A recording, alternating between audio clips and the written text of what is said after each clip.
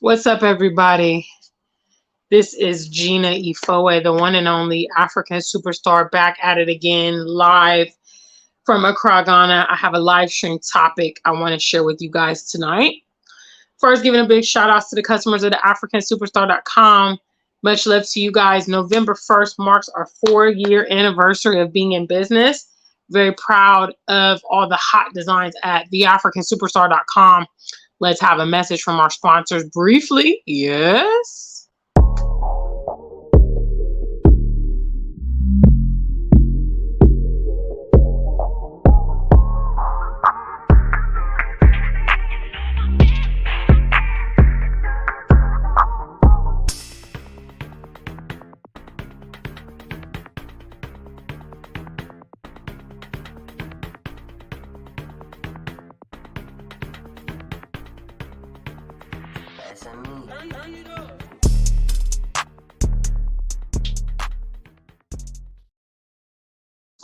Yes. What's up, Miss Sky Davis is the first in the room.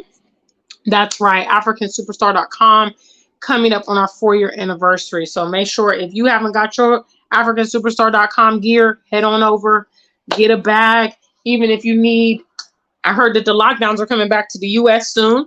So we have the face mask. Huh? You see the star? Yes. go get your go get what you need from the website. Today I want to talk about this topic. Oh, my bad.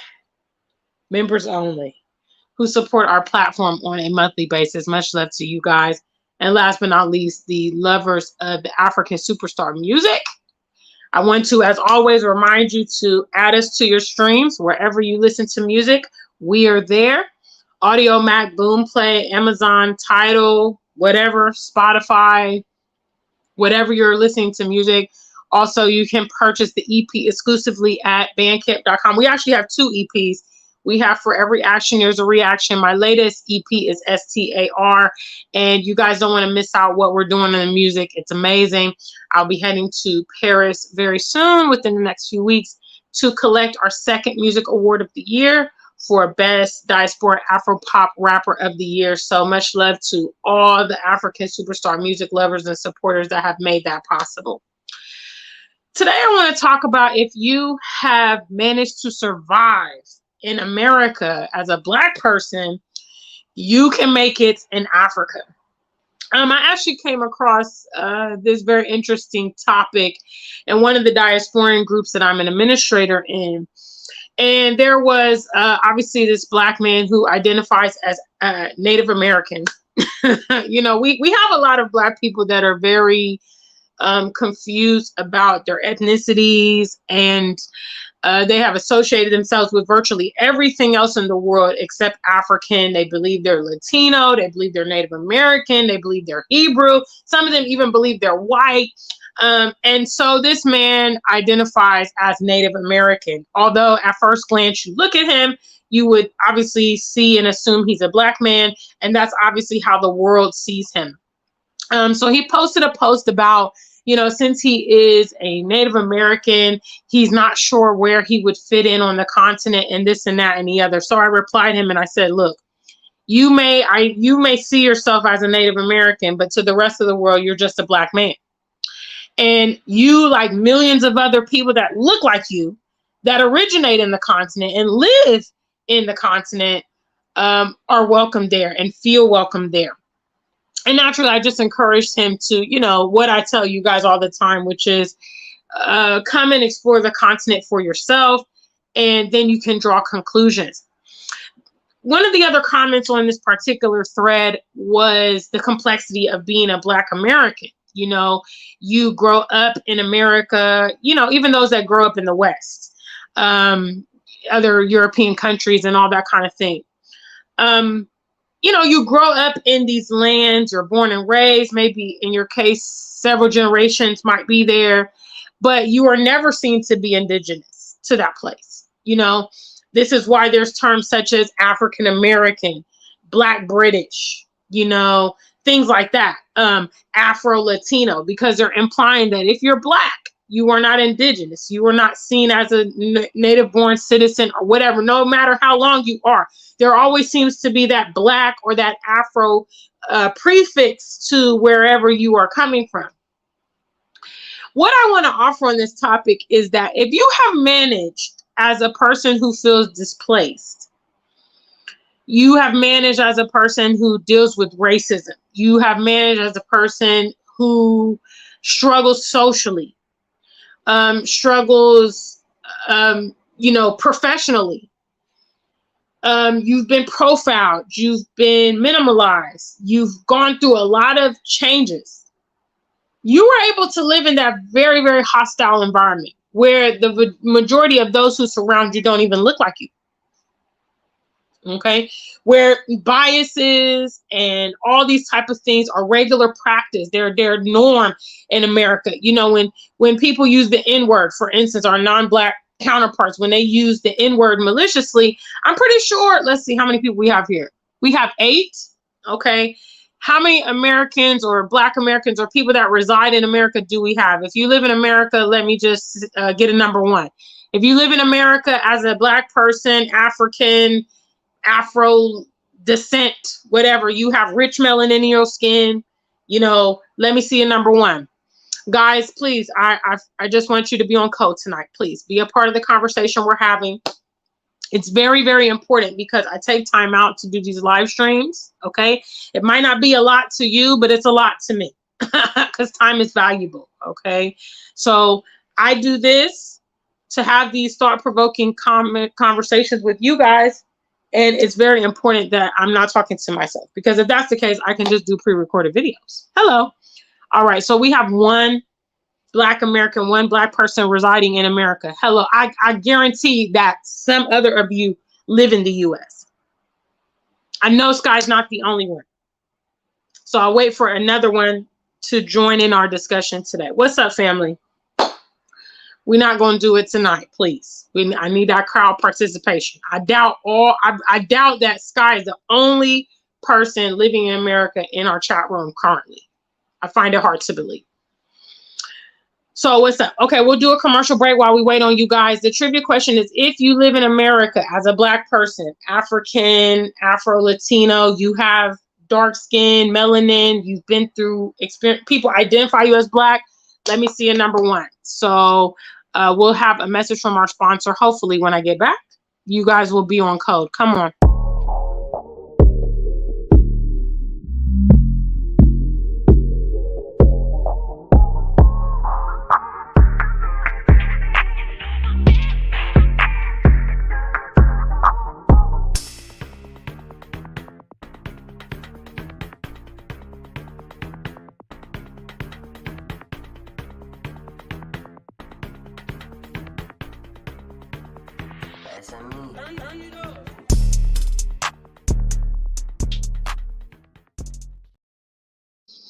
Yes, guys, that is the AfricanSuperstar.com. Like I mentioned earlier in the broadcast, we're coming up on our 4-year anniversary. So if you don't have any African Superstar in your collection yet, I don't know what you're waiting on. Head on over to the website. All right, so we have a few other people in this conversation. What's up, guys? I'll do shout outs in a minute as we delve into the topic. So we got Sky, we have Serious Punch, and we have Janelle. Okay, so out of these folks, out of these people that are Black folks living in America, how many of you guys have ever had a racial encounter? Okay, you've been called a name, you've been profiled, you've been, people have had stereotypes, about you, things like that. If that's ever happened to you, you can just put true or yes. Okay. First trivia question is, if you are a Black person in America and you have had any type of racial situation, yes, you don't need to put a no. For those of you guys that have had it happen, just a yes is fine, please. Yes. I use this example because, when you are living in America, or when you're living in the West, you have never traveled. it's very difficult for you to understand that the rest of the world is not necessarily living how you're living, because that's your exposure and that's your norm. Okay. People that have traveled and lived in maybe even other cities, other states, understand that, okay, depending on where I live, I may be treated different, that kind of thing. But when you're living there and that's all you know, and that's all you've received, it becomes the norm. I began to realize early in the game when I started traveling that, oh, wow, I'm actually, like, in my opinion, the way I'm treated in the US, the way I was treated in the US is the worst out of all the places I have ever been in my life. Now I'm living in Ghana, and Ghana is the most happiest living arrangement for me after living in the UK. But for me, the US was the worst experience ever. I started dealing with the racism young. You know, a lot of times you don't even realize that you're dealing with it. I went to predominantly white private school up until my high school years, and then I went to performing arts school. You know, the marginalization that we deal with a lot of times, you don't really pick up on it when you're growing up. Certainly, the biggest culture shock for me was the workplace. That's when I really got to understand that systematic racism is in the fabric of our lives. And it's not simply, you know, as surface as we want to act. There's a lot of statistics about how we earn less, how we are treated when we go for loans and banking products, housing, you know, education, even just down to when we're trying to submit, you know, our resume or our CVs for positions. You know, this racism thing is so much more complex than you ever could imagine. So for a Black American that has not had international exposure yet, when they think about moving to Africa, some of the questions that they might have is, you know, are they going to accept me? Are they going to treat me nice? Am I going to be safe? You know, am I going to be able to matriculate socially? Am I going to make friends? You know, because they're used to all that rejection of where they come from. And I just want to say, I mean, it's kind of one of those things. If you lived in America as a Black person, if you managed to live and survive, matriculate, you know, get through all the obstacles that are put upon us, my God, you can live anywhere in the world. I'm very confident about that. And for those of you that are in, you know, the diaspora and you worry about how can, you know, am I going to be able to make it in Africa? Am I going to have the longevity needed? Trust me.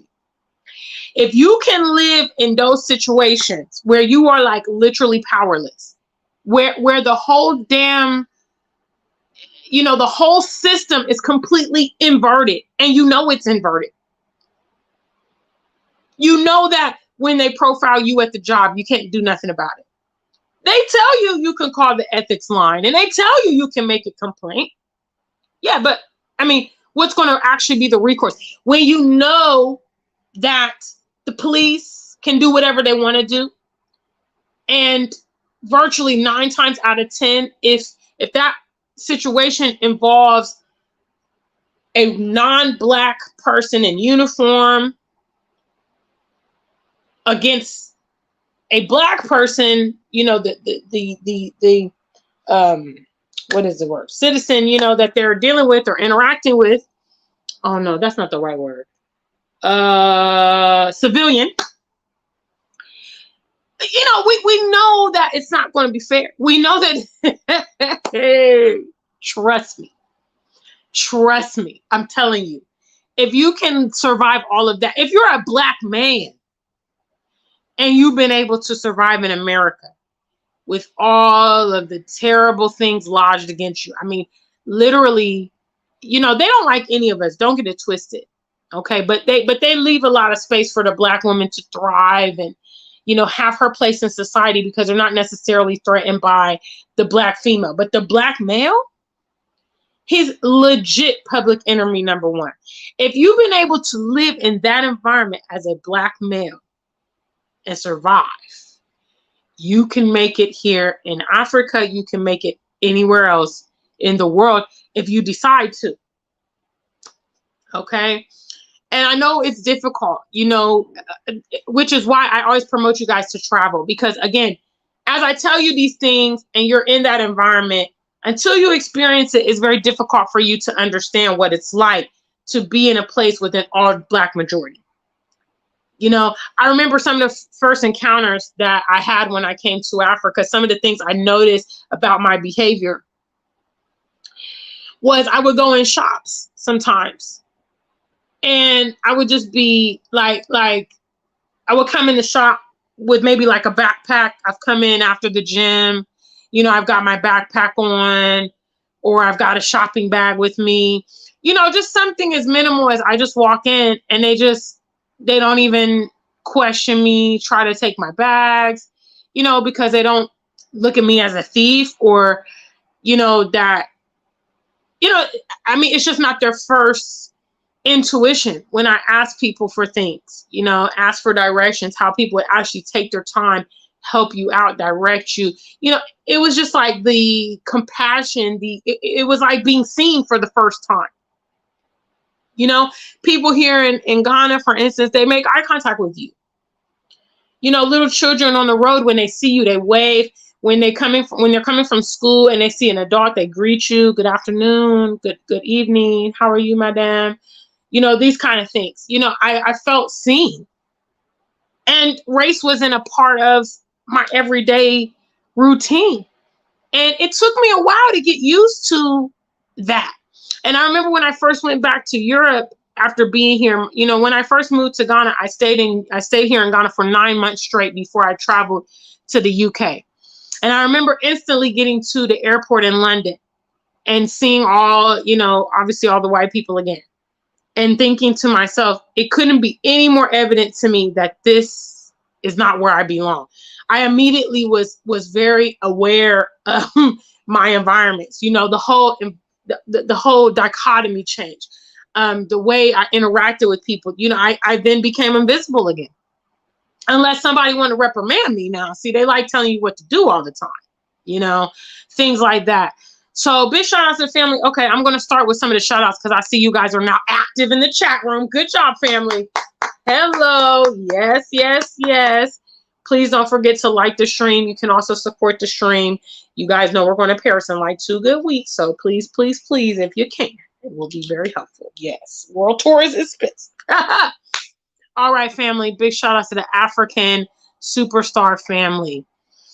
Sky Davis kicks it off with the first question. Would you recommend us to go to Africa and find a place and move our stuff little by little?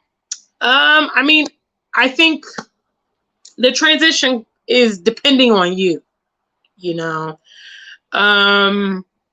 Realistically, you know, unless you have that kind of infrastructure here where you can leave your place unattended, you know, for months on end or whatever, however you're going to work that out,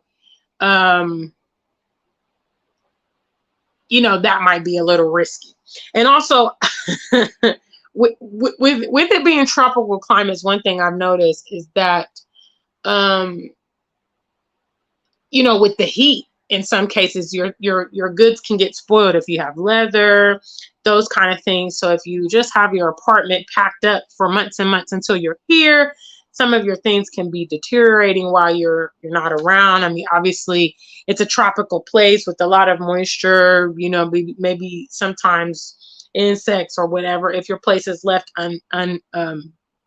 unattended, I would say probably if you're not ready to be here full time, I probably wouldn't do that, me personally. I haven't seen, at least here in Ghana, where they have like storage units where, you know, I did mention that a few years ago as a prospective business for diasporans to offer, because if there was like a storage unit, then obviously you can ship your things, you know, you can purchase a storage unit for a year or two while you're whatever, and you can be sending your things over little by little. But in my case, I shipped everything when I was coming here, you know, and that's how I would do it. But it just depends on your own personal game plan. You know, other people, some of them, they just come here for a few months out of the year, you know, and with Airbnb, you have options of getting the short-term housing. You can rent a place for like 4 months or something. You know, 4 or 5 years ago, you couldn't do that. Okay. You either had to get a hotel or rent a place, you know, you didn't have the option of these short-term, you know, short-term housing typically was so expensive. It was even more expensive than renting a unit, you know, having a contract and renting monthly in many cases. But now Airbnb has given a lot of flexibility. So me personally, I probably wouldn't do that unless, you know, it's your house, you know. But then again, if it's your house and you're just shipping things gradually, again, security is important, because if people know that you don't live there, obviously, and they see that you're bringing goods and they know you don't live there, I mean, that could also kind of work against you, you know, kind of thing. So you have to work out your own process, and it all starts with coming to visit first, and then you kind of decide, you know, you can formulate what you want to do. And once you have those networks here, that might also help. You know, I have an amazing network around me where I live here in Ghana. So when I do travel for a month or two, you know, I feel secured about my place. I'm really good friends with my neighbors, my landlord, and they all monitor the place when I travel. So that gives me a lot of ease. But if you don't have that kind of infrastructure set up, you know, big shout out to the family. Yes, yes, yes, yes, yes. Serious Punch, I see you in the building. Thanks for the compliment. What's up, Janelle Richardson? Guys, I'm starting shout outs. If you have any questions, concerns, I've just talked about any Black person living in the damn diaspora. Hello. I mean, more specifically, America, because I think Black Americans go through the most tumultuous living conditions outside of Africa. You know what I'm saying? I mean, it's well known, the extreme violence and the history of the slave trade, the police brutality, you know, all these kind of things, the civil rights movements, all that stuff happened in America, the Black Panther movement, because the racial construct is very, very intense and very dangerous. And what I'm saying is, if you've managed to navigate that somehow, you should never worry that you can't make it in Africa, because there's a lot of supportive things for you in Africa. Don't get me wrong. We have cultural differences, and obviously we are quite estranged if you haven't not been coming to the continent and you just don't, you know, it's a different world. I mean, you know, people are raised different than we are. They speak different languages. They eat different food. They have different traditional norms, you know, but my attitude coming to the continent was, I know I can, you know, my ancestors come from here. So although I'm estranged, it doesn't mean I can't reconnect. And even if I do reconnect, I know I'm not going to be particularly as flush as someone born and raised in this environment, but I can educate myself and become very knowledgeable about it. And that's the position I'm in right now. And we can do that if that's our decision. Now, if we want to come here and be here, live, you know, physically be here on the continent, but refusing to matriculate, then obviously we wouldn't.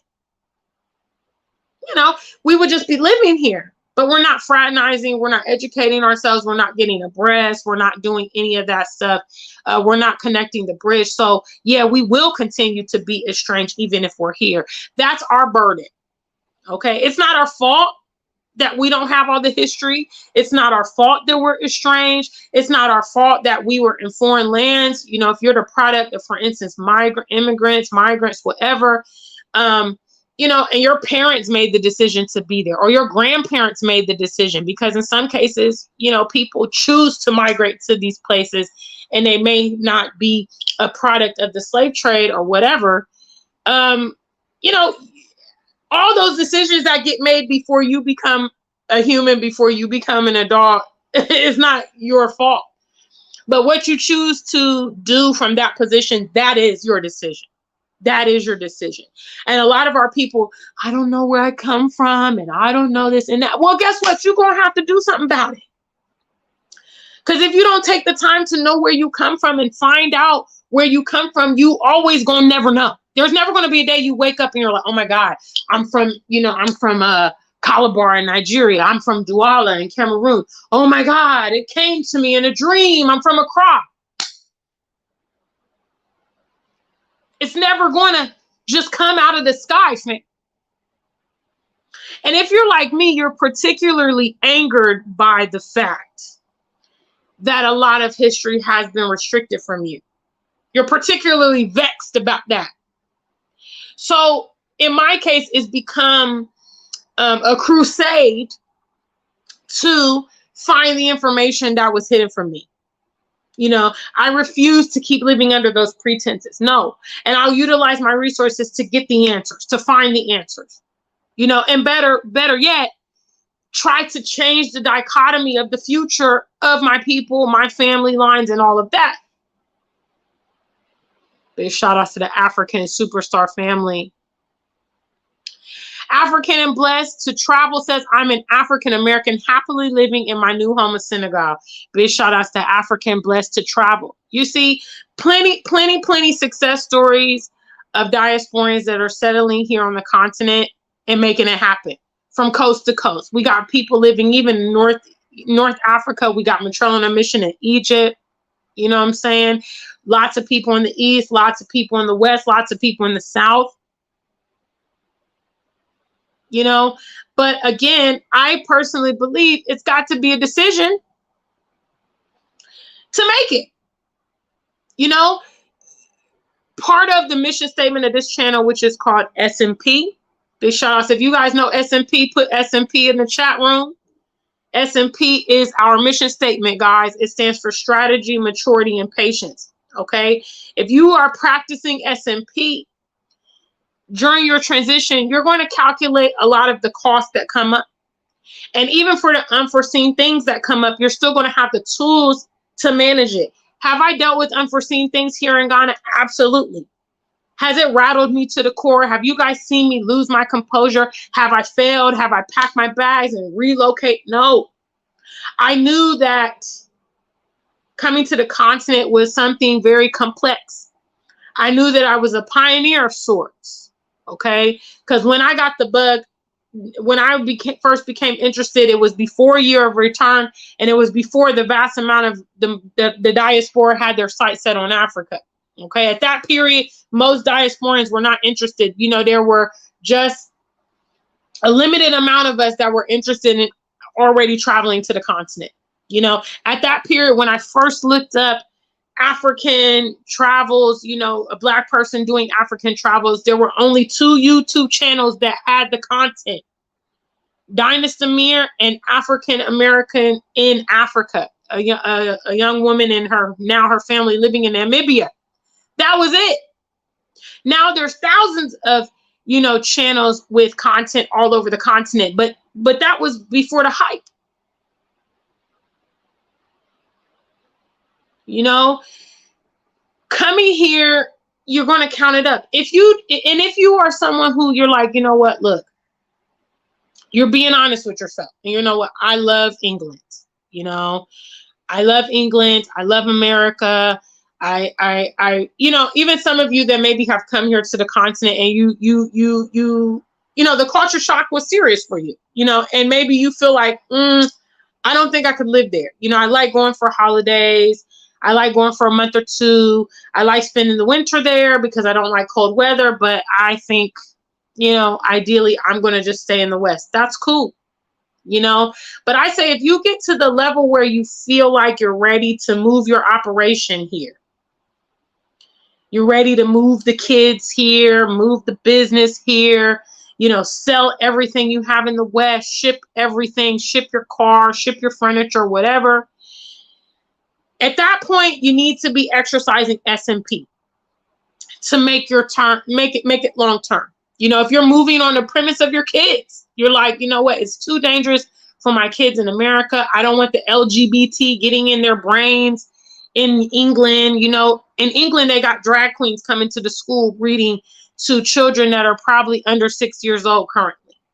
Okay, constantly bombarding your children with these images that could potentially pollute them, could potentially influence them. If you think that it can't, then you're really, I know people are upset when I say this on the channel, but you're really dumb and stupid if you think that these things cannot influence your kids. But if you decided, you know what, I'm coming to the continent because I want to avoid these things being, overexposed to my kid, then you need to have SMP, strategy, maturity, and patience. That's the mission statement of this platform. And it's a great ideology of how to live life. It's why I'm a winner. It's why other people that utilize it are winners. Because when you make a decision of the path you're going to take, the number one thing you exercise is strategy. Okay? You sit down with yourself and you devise the blueprint of how you're going to bring this thing into fruition. The next piece, which is hugely missing in our society today, is maturity. Okay? Adults acting like adults. Adults behaving in a mature fashion, a sophisticated fashion, a cool fashion, a problem resolution mode. That's what maturity is all about. That means problems are going to come, but I'm going to focus on solving them, or I'm going to see it through. I'm not going to let this distraction derail my whole thing. Understanding, okay, I'm an entrepreneur. I'm not going to be rich overnight. I'm doing my business for the long haul. Okay, I'm moving to Africa. I'm doing it for the long haul. Even marriage, I'm doing it for the long haul. Let's get through these bumps and, whatever together. That's maturity. And then the patience piece. Any diasporian who claims they want to reconnect to Africa needs to have the patience piece. You're going to come here to the continent and you're going to see many continental people that are oblivious about the reality of how you lived in the West. Okay? They may even disregard the things you tell them altogether. Okay? You're going to experience, system failures here, and you're going to wish that the system worked better. Okay? You're going to understand that not only has the West been destabilizing the diaspora, but the West has also been destabilizing the continental African. For a dual approach to make our people dysfunctional. Okay, you're going to see it from a big point. And if you see it from the big point, then you know that you coming here to Ghana, you coming here to Kenya in 2023, that you may not see the results next year. Matter of fact, you might not see the results in your lifetime. When I came here on YouTube back in 2013, shout outs to my girl Honesty. She's the one that motivated me to start my YouTube channel. Y'all should give a round of applause to Honesty, because Lord knows I never desired to be here. I'm not a public eye kind of person. I know you guys wouldn't believe it, because I have a good, sense of communication, but I'm not a people person at all. People drain me a lot. People don't listen. People are tiring. And me being in the public eye is sheerly an act of the ancestors, that have said to me, Gina, do your best, do what you can to minister to your people. Okay. Once you do your share, the outcome is not your burden, because you've done the very best that you can. That's the only reason I come here. But anyway, back then, when I first started sharing my messages here on YouTube, Facebook, and whatnot, I don't even think there was a Twitter back then.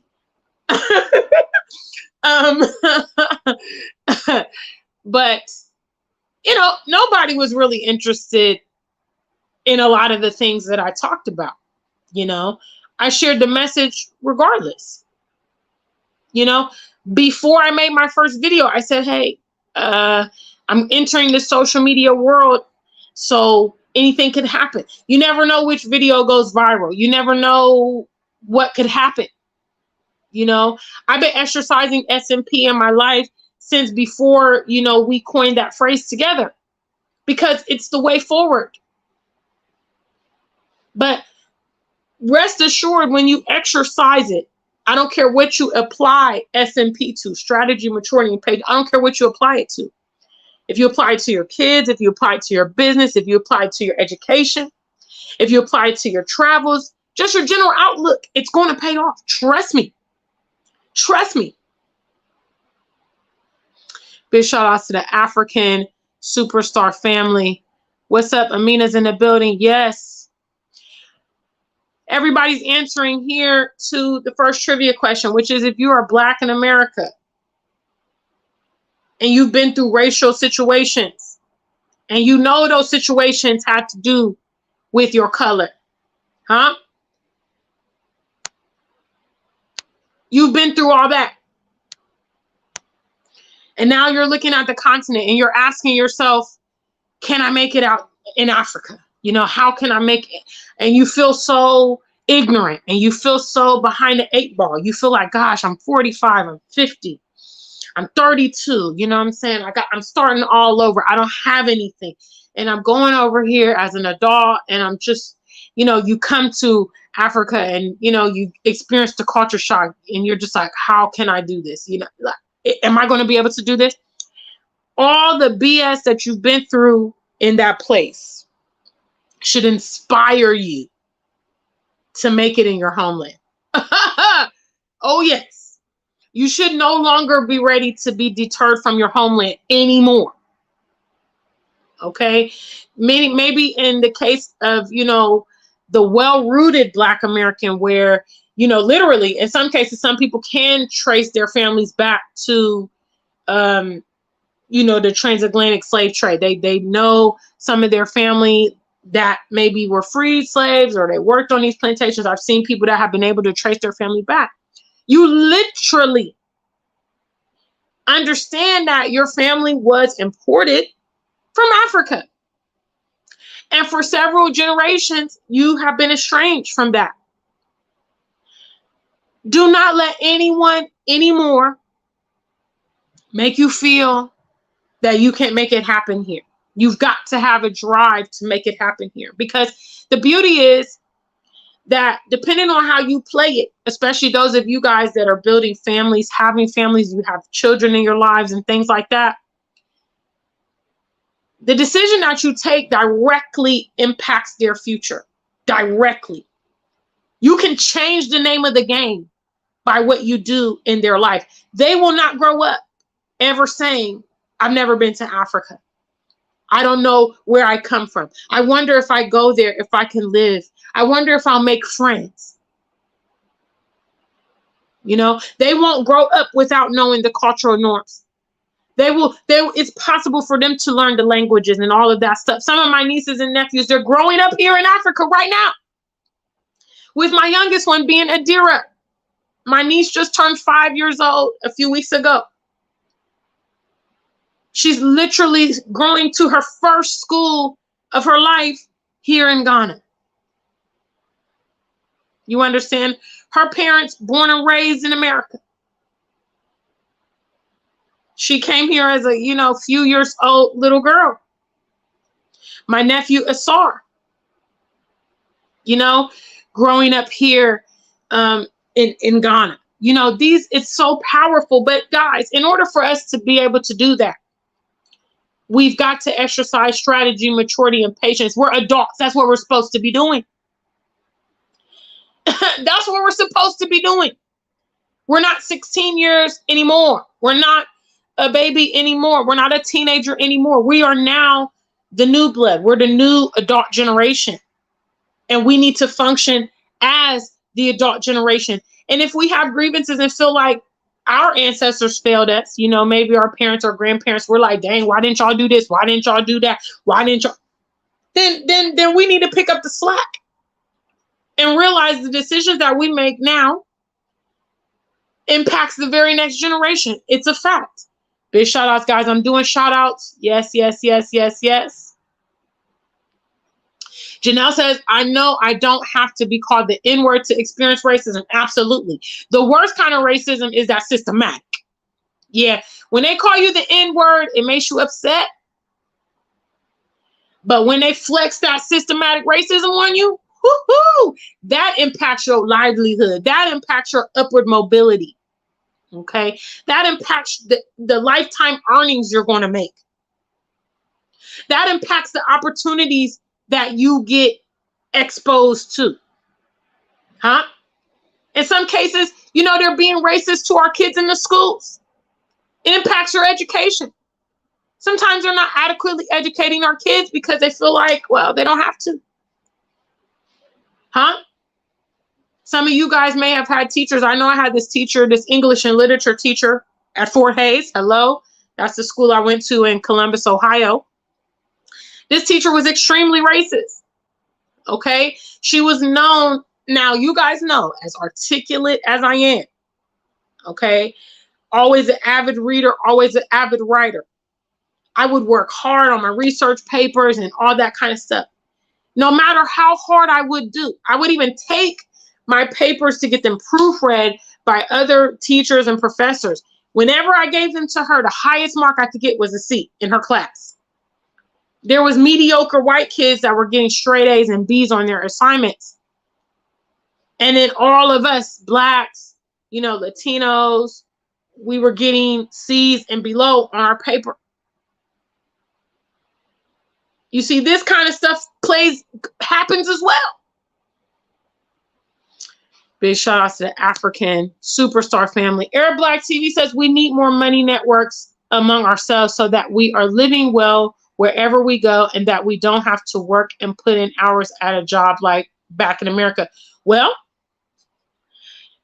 the bottom line about that is, Arab Black TV, in order to have that, then we have to have our own enterprise, right? We got to start businesses. And we know that, unfortunately, even those here on the continent, our people globally are groomed to be the workforce. Okay, that's why they don't promote us to do trades. That's why they don't give us financial literacy. That's why they don't teach us about money management or any of that stuff, because those things is going to give us freedom. And those things are going to allow us to fraternize with ourselves, just like how you said. Okay, so what does that mean? What am I saying, basically? We're going to have to segue into businesses. And we're going to have to start collaborating with each other to function like this. Because no man's an island. And the individualism that is heavily promoted in our people, you know, communities, you have it in the diaspora, you even have it between the black men and black women. I mean, they're literally trying to rip apart any type of cohesion in our community. We have to reject it, you know, because we understand that working together is going to be our only option. Big shout outs to Arab Black TV. Acceptance is what we all want and need first and foremost to function anywhere as human beings. What's up, family?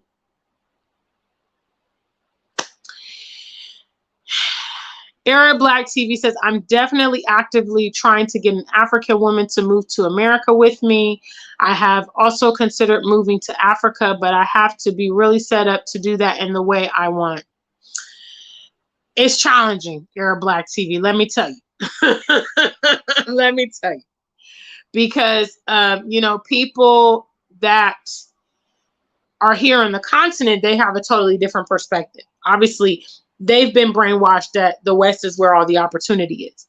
So, you know, if you're trying to meet someone here and take them back with you, it's difficult to know their genuine interest.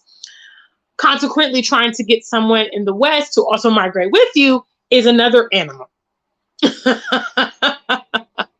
You know, and members of the African diaspora, those that have literally, you know, migrated first or second generation to the West, a lot of times they're not interested. You know, they're still trying to live out their American dream. They're still trying to pursue their goals in the West. Okay, they don't know yet how the game is stacked up against them. They don't want to accept it, and or they haven't encountered it.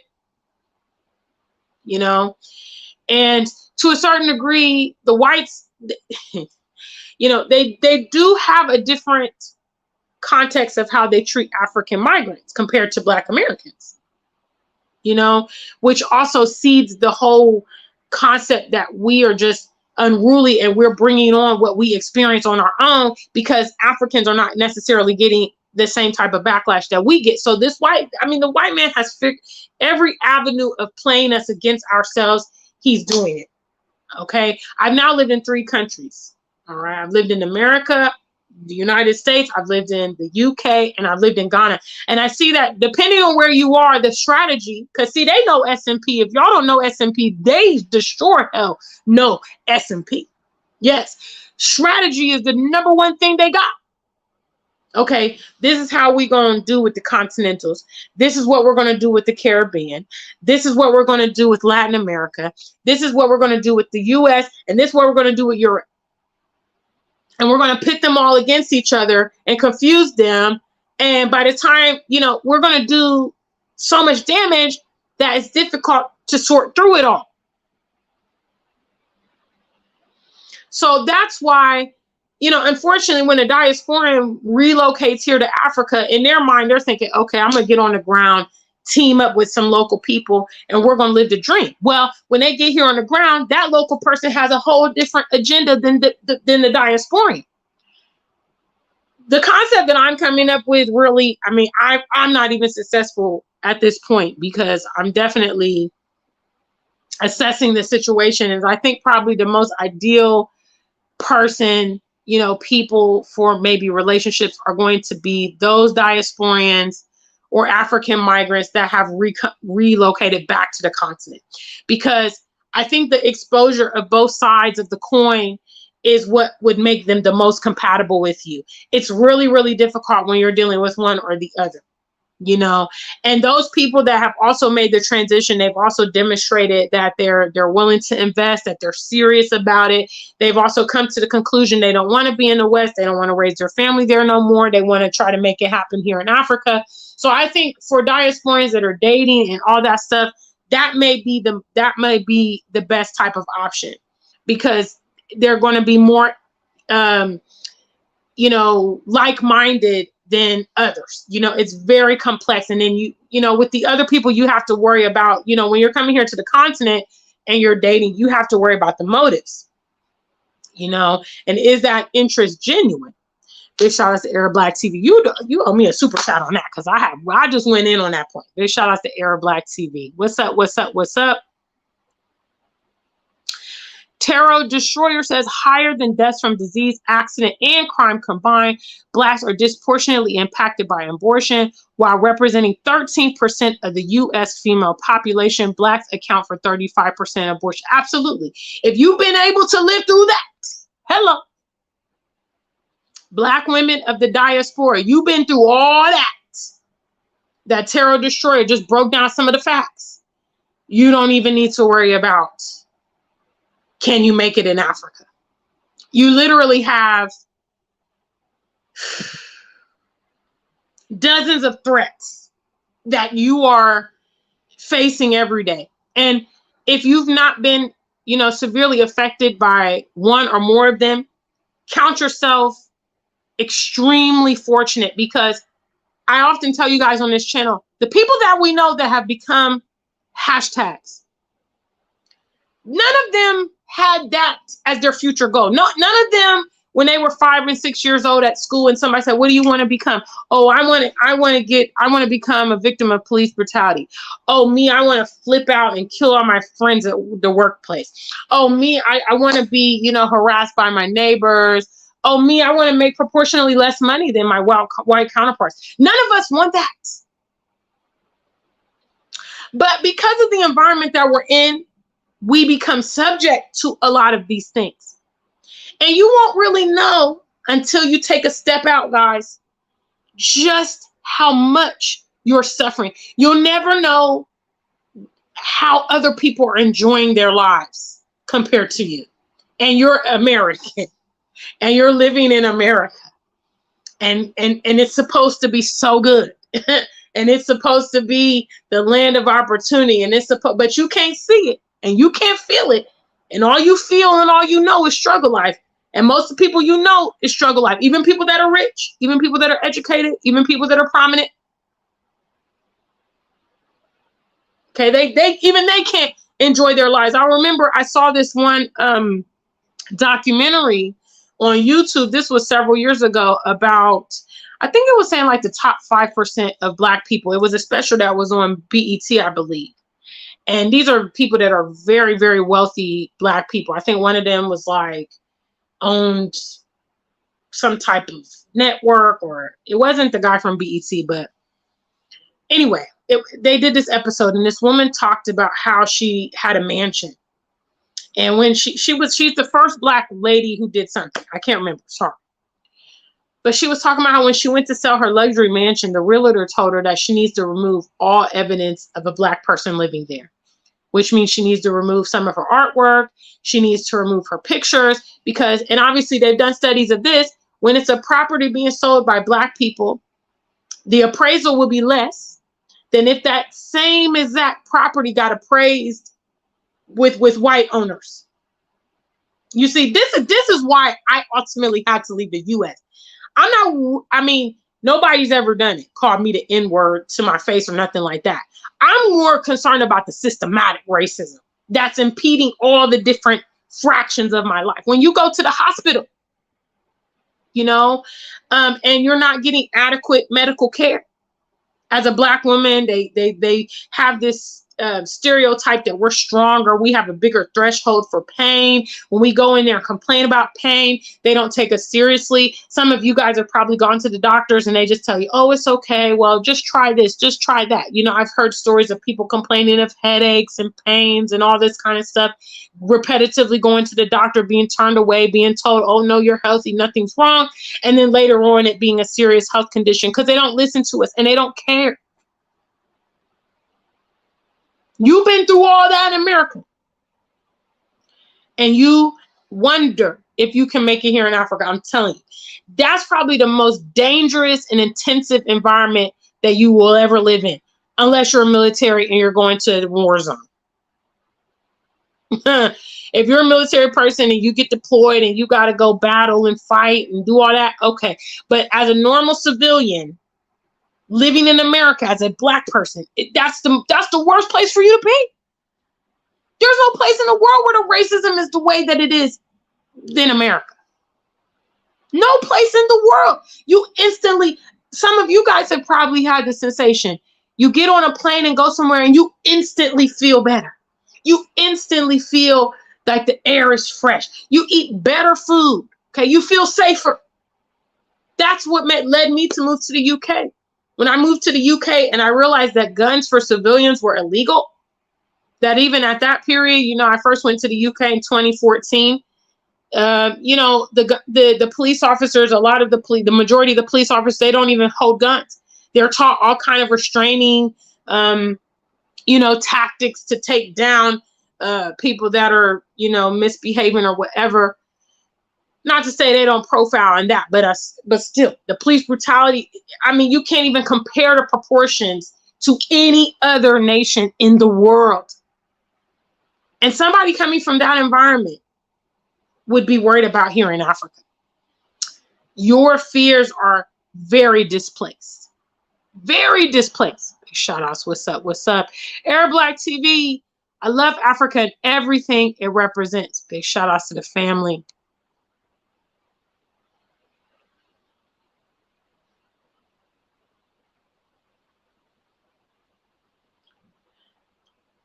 Okay, Terror Destroyer is on this abortion piece. F7, what's up, family?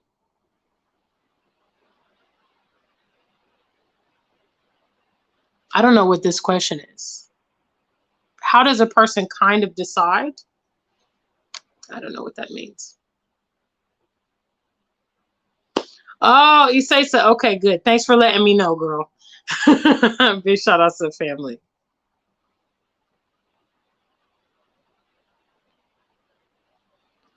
Big shout outs. Janelle's representing our mission statement, SMP. Strategy, maturity, and patience is so important, guys. It's how you win. Take it from me. I'm a winner. I'm a winner, and that's my secret. That's my gem I can give you. Okay. A lot of our peers are behaving in such an immature fashion in this 2023. It gets you nowhere. Think about life. Think things through. If you yourself struggle to, kind of formulate the way forward, then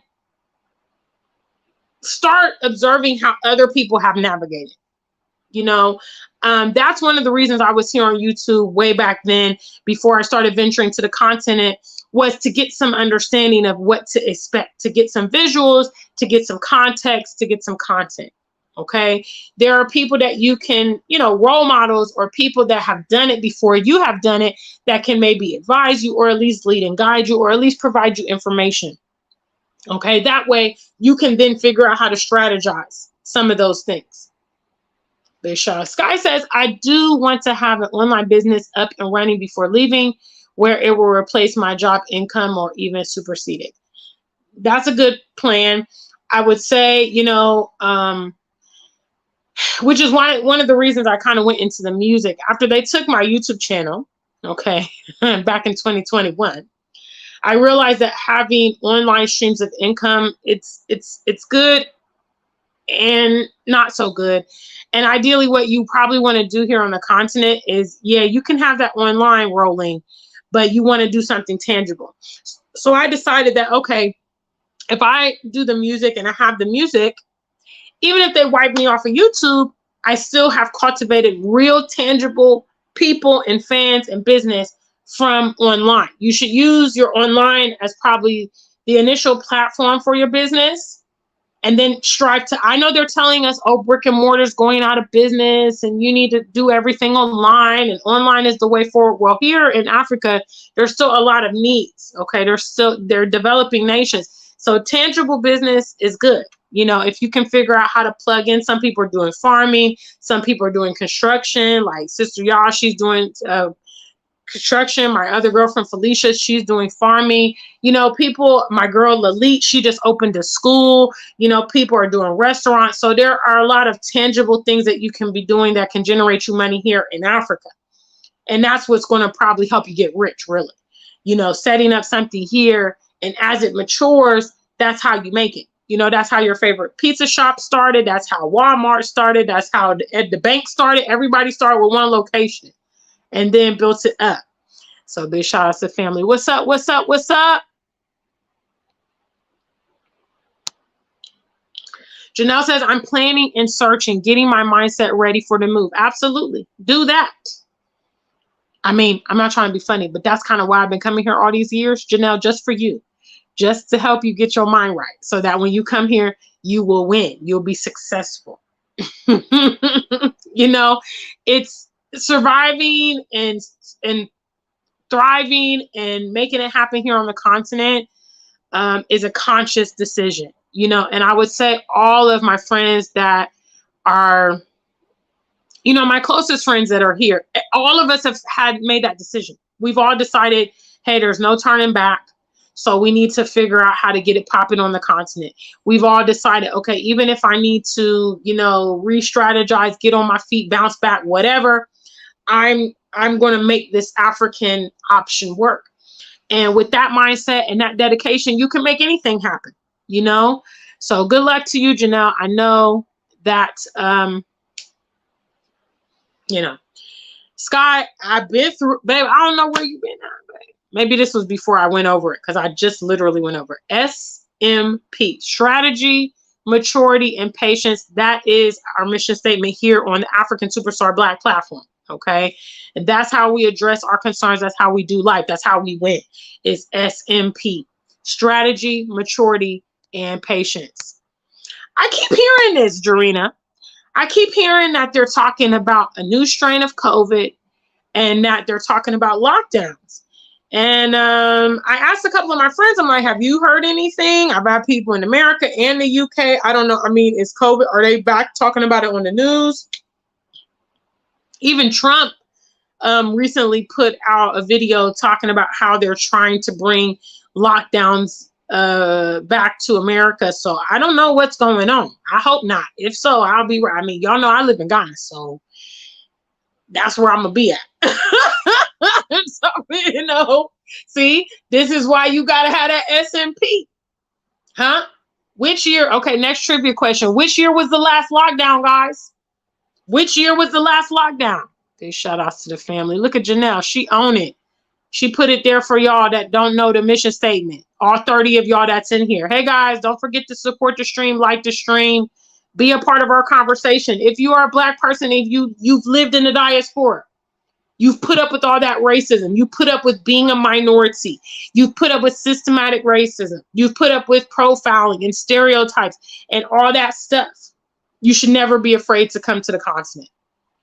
You're not even going to encounter a fraction of those things here. You will have your own set of African problems. You will encounter cultural differences. You will, things are going to be different. But I'm telling you, a lot of those very extreme, harsh foolishness that you dealt with out there, you're not even going to be confronted with it here. Big shout outs to the African Superstar family. Isesa says, even now they have normalized racism so much that they can be so overt. Absolutely, man. Man, it's crazy. And I'm telling you guys, I don't go to America that often. The last time I went was in 2021. But I mean, I literally feel the intensity when I get there. I literally feel the intensity. I mean, when I go to the UK, I feel the difference. I feel the difference. And me, I'm so cognizant of what's happening. I'm literally poised all the time, which is part of the reason I get so exhausted when I travel, because it's like you have to be on guard. People are trying to be funny. You got to watch your back. You got to watch your front. You got to be in the peripherals. You got to watch your environment. You don't know what the hell's happening. People are saying this, they're saying that. You got to catch the train. It's just constant. And those of you guys in that environment, you are used to it. And you won't understand that you're living in intensity until you get out and you're like, oh my God. like I'm so much more relaxed here in Ghana. It's a fact, because I think what it is obviously it's a lack of that emotional draining environment. Because I always say that I personally, from my own opinion, the worst part about America for me was the psychological damage, because you're helpless to these things that go on. It's wrong, and they're not going to get, there's no recourse, and that there's nothing you can do. There's nothing you can do about it. And it's getting to the point now in America, they're killing you left and right, and you can't even do nothing about that either. Even if they kill you, they're going to say, oh, they're scared for their life. They fear for their life. They were standing their ground. You threaten them. It's always their word against your word. Big shout outs, family. Levon says, I'm not from US, and this is an opinion of an outsider looking in. I don't understand why you are still talking about we were taken. My nation had few genocide, but we don't point fingers and cry. I don't know what this means. Oh, this is one of those people for the US. What I don't understand is why you're here on my channel.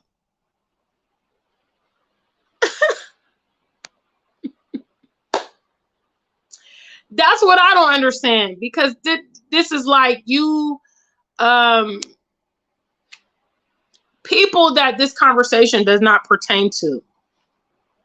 And white people are very good for this. They're very good for not taking responsibility for the actions that they have inflicted on everyone. They're really good on highlighting what everybody else has done and absolving themselves. But here on this channel, we don't. We talk about the facts. The facts of this conversation is that Black people in America that are now choosing other environments, namely the continent, they have survived under continual dangerous pretenses throughout the centuries. Okay. I obviously don't support being there because I no longer live there. I now live in Africa, and I consciously decided to get out of the US as soon as I could back in 2017. But I only come here to share the good word with others of you that, because just like that individual here, these kind of people will come and try to sow confusion when we want to, they don't treat us well when we're there. And then when we decide that we don't want to be there, they want to discourage us from leaving that environment.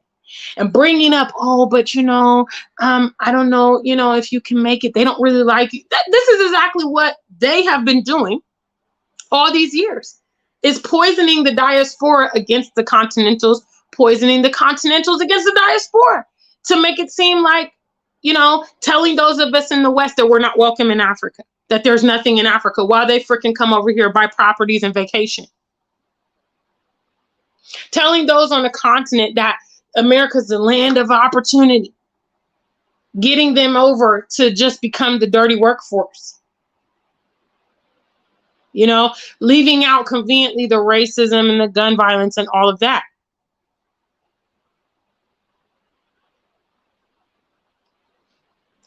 Big shout out to the African Superstar family.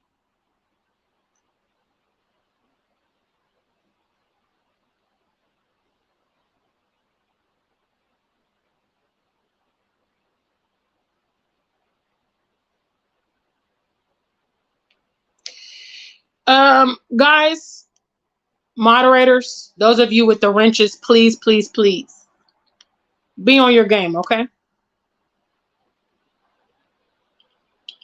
Janelle says, it's not like we were enslaved and was treated equally. We are still dealing with systematic racism in the US. If you don't live and have experienced it, you can't speak about how it affects us. Listen, these white people know exactly what the hell they've done. Okay, this is why, for instance, if someone breaks a contract or whatever, they go sue them, right? They would sue them for a breach of contract. If somebody capitalized illegally, they would go sue them. Okay, but when it comes to whatever they have actually done and inflicted on other people, they don't want to be held accountable. Systematic racism has given the advantage to these people in unbelievable proportions. We can't even begin to, even with reparations, we cannot begin to even catch up in that arena at all. And obviously for me, I know that they're never going to, even the playing field to give us any type of advantages. Everything that they do is to suppress and destabilize us. So I've already put it out of my mind that it's even a reality, and I'm just trying to focus on what I can do with my own individual abilities, because it goes without saying that the systematic racism gives them a huge advantage. I was watching this program about the housing. If you guys don't know anything about redlining, go look it up.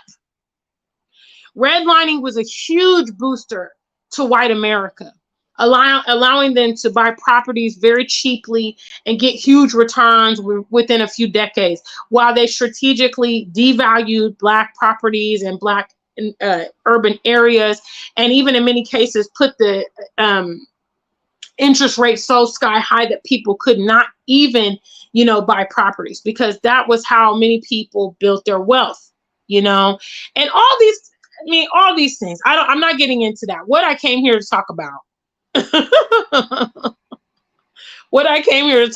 was, if you've been living in America, you should never be scared of Africa. That's what I can say in layman terms. Okay.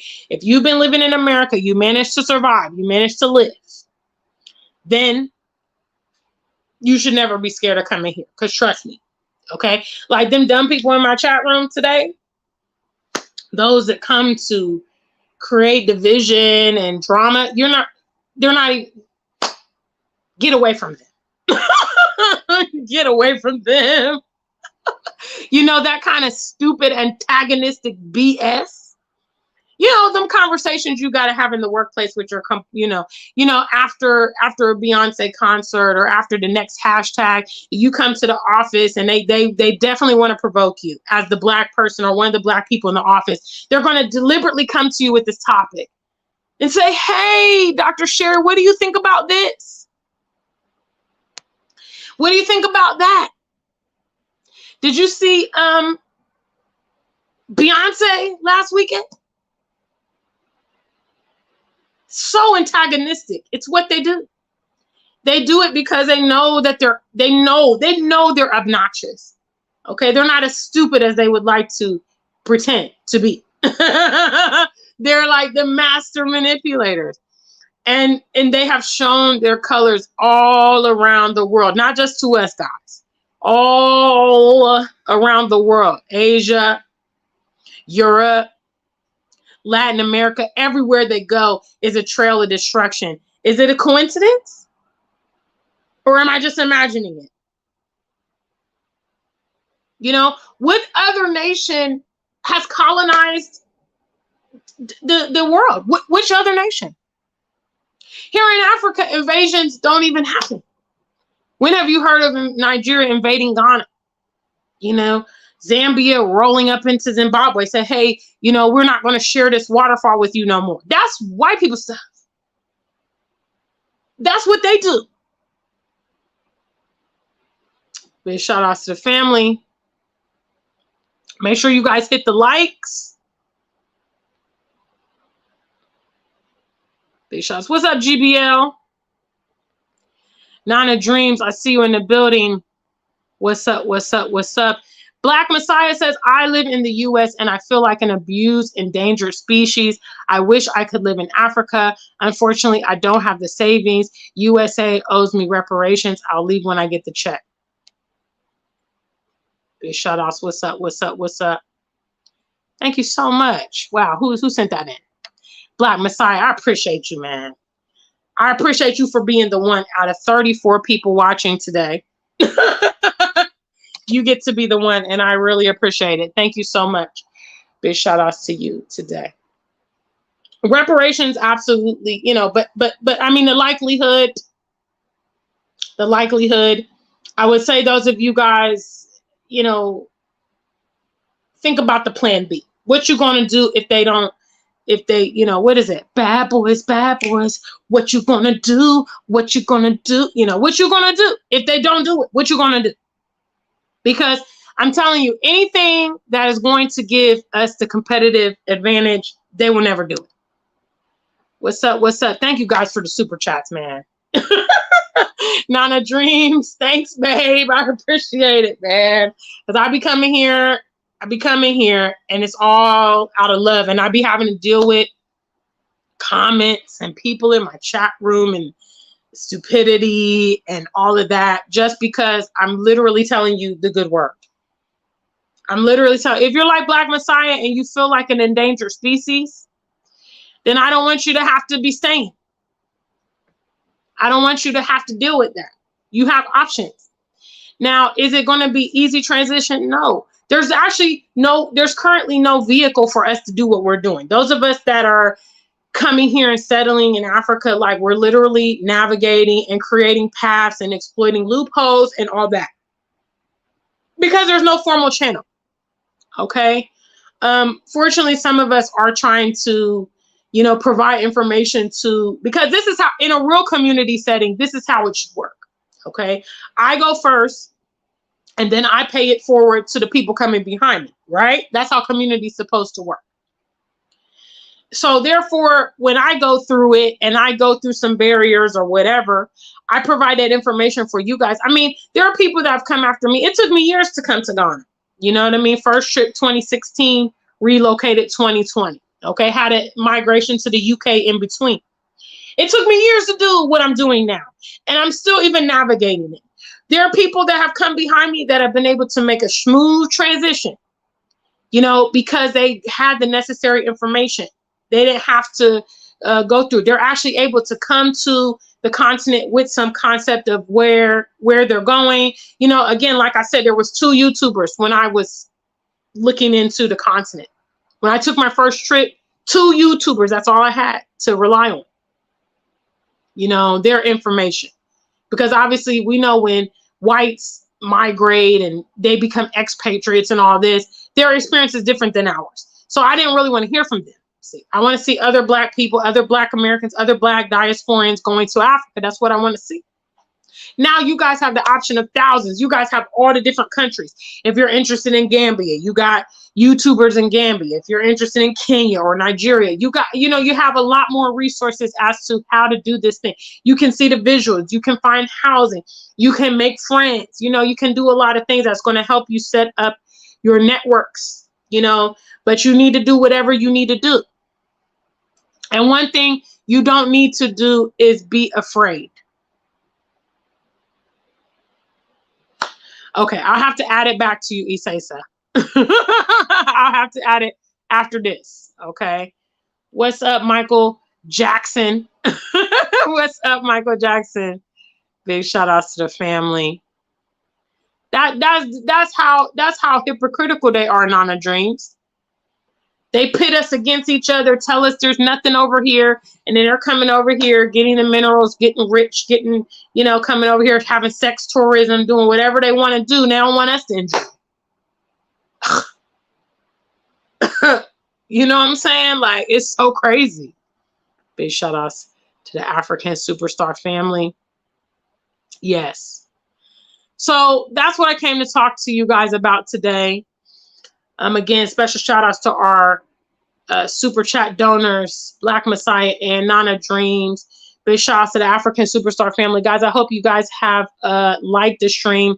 Also, in other news, I'm offering the Maiden Welcome to Ghana tour. Some of you guys have expressed African Superstar, are you going to do any tours and that kind of thing? Yes. I'm offering my very first tour. I am doing a collaboration with Taye Uhuru, who operates tours all across Africa. He's an avid African traveler. We had him on the channel here on Friday, and we'll have him back every Friday until the tour, which is the first week of March 2024. So it's an opportunity for some of you guys that have been waiting or wanting to see me. Those of you that will be on the tour will actually have a private concert from the African Superstar. Yes, it's part of your tour. And you'll also have a traditional picture with me and Taye Uhuru. So we have a lot of goodies. On the website, Taye Uhuru is where you can book. There is $1,000 non-refundable reservation so that we can get you can go to there. We have the booking, and the itinerary is on this website here. So to book your spot, it's limited spots only. Obviously, we want to move with kind of an intimate group. We don't want to have too many folks. So spots are limited. So if you want to book your spot, again, it's $1,000. We are going to be booking round trip fares from JFK and London for our European folks that want to come along and come and spend a week with us. We have a great tour. We're going to tour Kumasi and Cape Coast, as well as Accra. And the itinerary is available on tayeahuru.com. So yes, guys, in other words, with the music, I'll be heading to Paris in about 2 weeks to collect our second music award of the year. Yes. Best Diasporan Afro Pop and Rapper of the Year. Those of you guys that sent your votes in for Paris made that happen. Yes. Thank you. We are still operating the GoFundMe. Yes. For the world tour, because after this, we also have another award to collect in South Africa in October. The event has been rescheduled from the 9th of September to the 21st of October. I put that press release up on the community tab a few weeks ago when they emailed me. So all the proceeds coming in currently by the platform, PayPal, Cash App, all that stuff is going straight to the world tour because, we have to pay for it. We're independent artists. Yes, but that's okay. Shout out to the African Superstar family. We're going to close out with Beach Chill. Yes. One and only. I'm back again. African Superstar on the track. It's the weekend. And ain't no place I'd rather be than here with you. And you here with me. Yeah. Got the sauce, boy. It's a beach chill. You ain't gotta lie, come close and keep it real. Swear to God, already know how you feel. It's a beach chill. It's a beach chill. You ain't gotta lie, come close and keep it real. Swear to God, already know how you feel. It's a beach chill. And yes, guys, that's Beach Chill. That's my latest music video that is here on YouTube. It's also the first single from my brand new EP, STAR, available and now streaming on site. So if you're into the music and you haven't seen the new music video, please do. It's on the community tab. I recently shared the video, Beach Chill. So yes, guys, that is everything. In closing, I just want to always encourage you.